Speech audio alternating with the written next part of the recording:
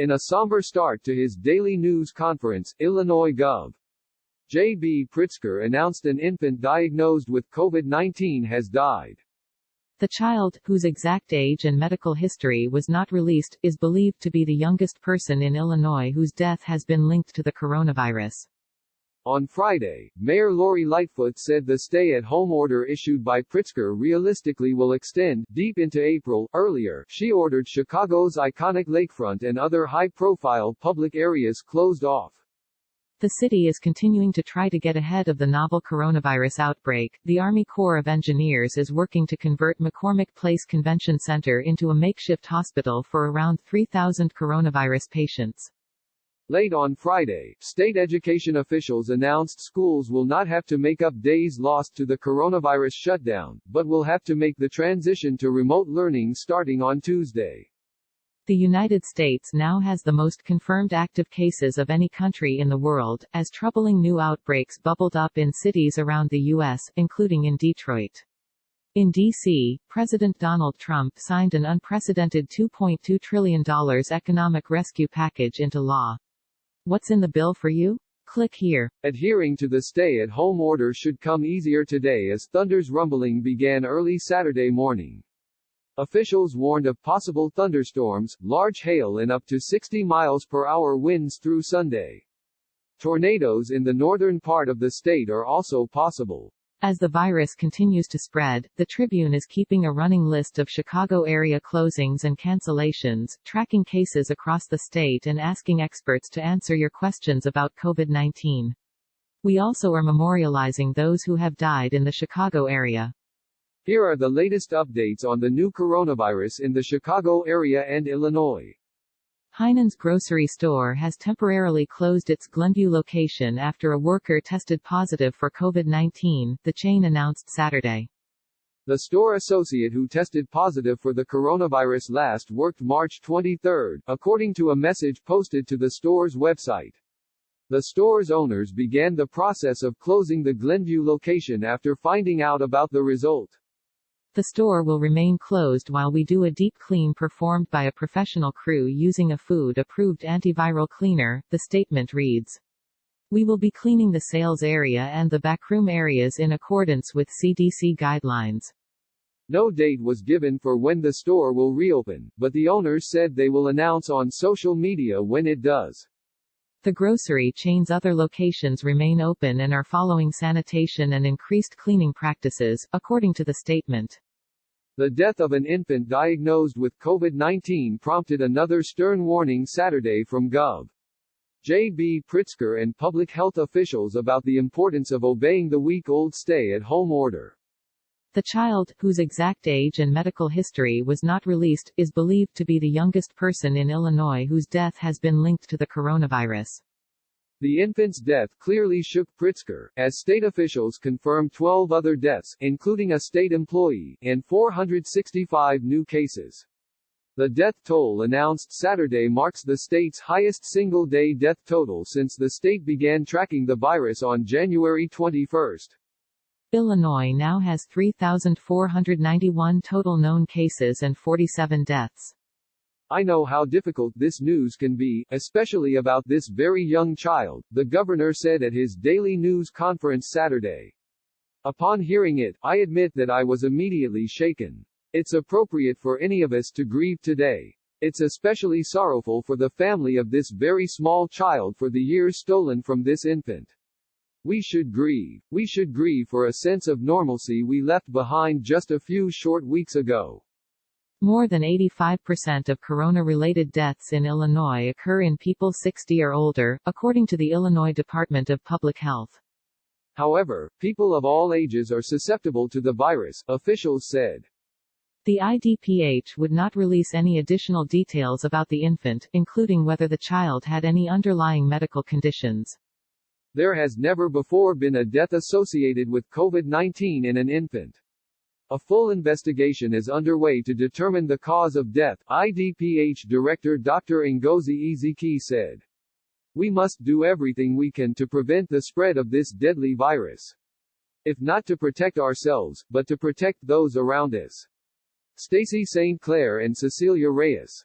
One person has died from COVID-19 in Lake County as the number of confirmed cases of the coronavirus in Indiana continues to sharply rise.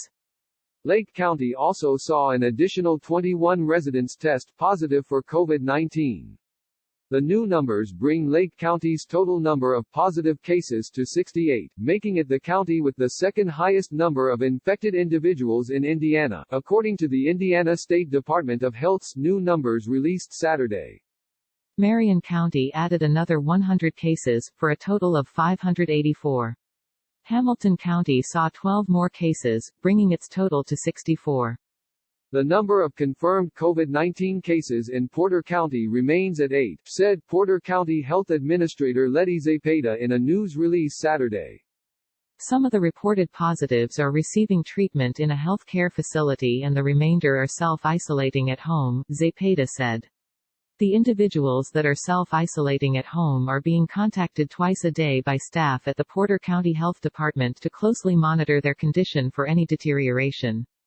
7 more people have died from the virus in Indiana, bringing the state total to 31, according to the state health department. The number of confirmed COVID-19 cases in Indiana now stands at 1,232, up from 981, according to the state. The number of people tested now stands at 8,407, up from 6,936 Friday. Late Friday afternoon, the city of Hammond announced that its first employee had tested positive for COVID-19. A Hammond police officer has tested positive for the virus, Mayor Tom McDermott Jr. said, while 2 others who were in close contact with that officer were sent home.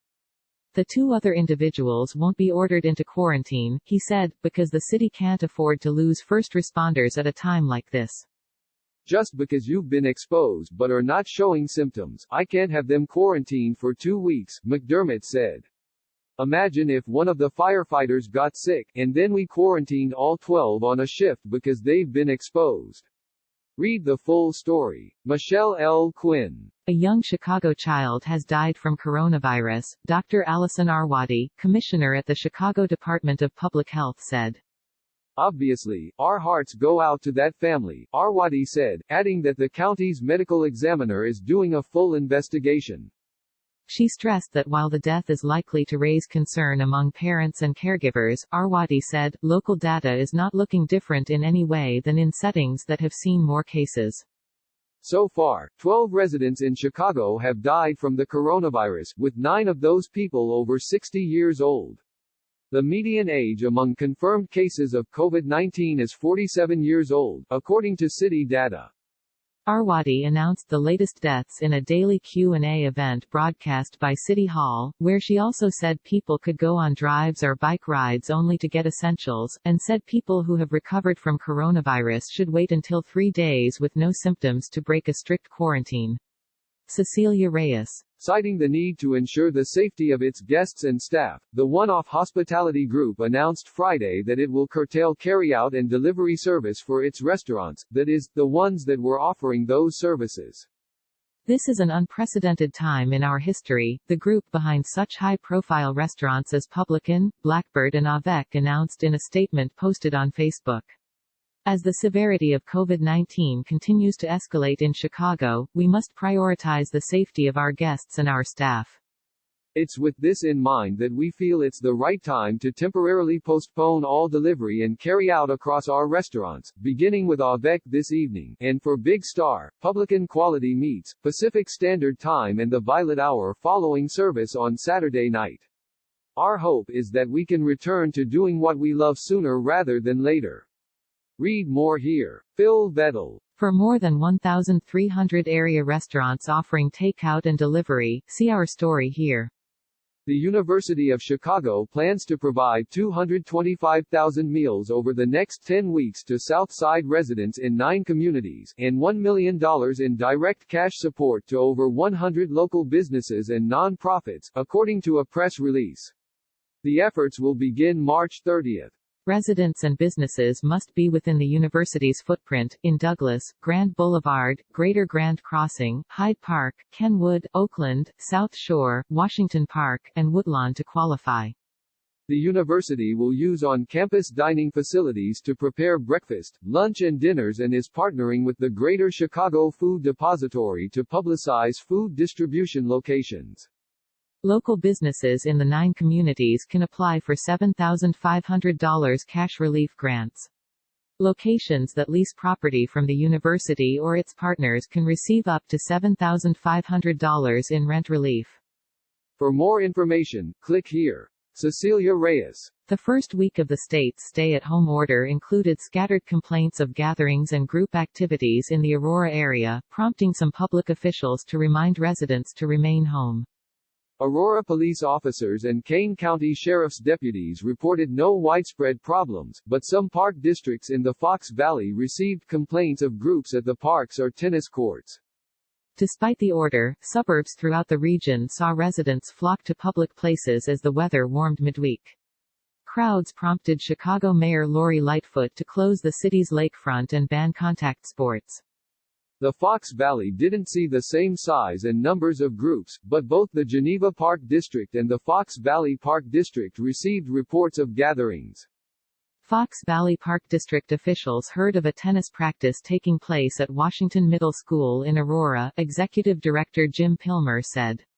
Tennis courts at the school are maintained by the Park District and Pilmer did not know who had organized the practice.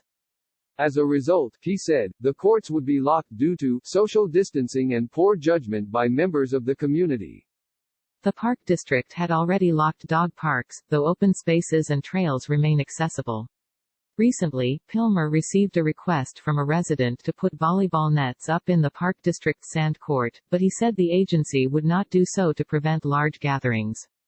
The Orchard Valley Golf Course, which is owned by the Park District, was briefly open, but that, too, has since closed. Read more here. Sarah Freistadt, Megan Jones and Linda Girardi. People over 60 who are showing symptoms for COVID-19 can now be tested at a Northwest Side testing location for first responders, officials said. Starting Saturday, people that qualify can join first responders and healthcare professionals for testing at 6959 Forest Preserve Drive, according to the Chicago Fire Department. Testing is first come, first served. The Illinois National Guard on Monday started testing first responders and healthcare workers at that site, which is a former vehicle emissions testing center near Harlem Avenue and Irving Park Road, Madeline Buckley. In a hazardous weather outlook, officials warned of possible thunderstorms, large hail and up to 60 miles per hour winds through Sunday. The outlook for north-central and northeast Illinois and northwest Indiana warns of a significant thunderstorm risk, golf ball-sized hail and elevated damaging winds up to 60 miles per hour. Officials also added risk of flooding and fog in the region. Moving into the afternoon and evening hours, an outbreak of severe thunderstorms with the possibility of very large hail and tornadoes, including a threat of significant tornadoes, officials said.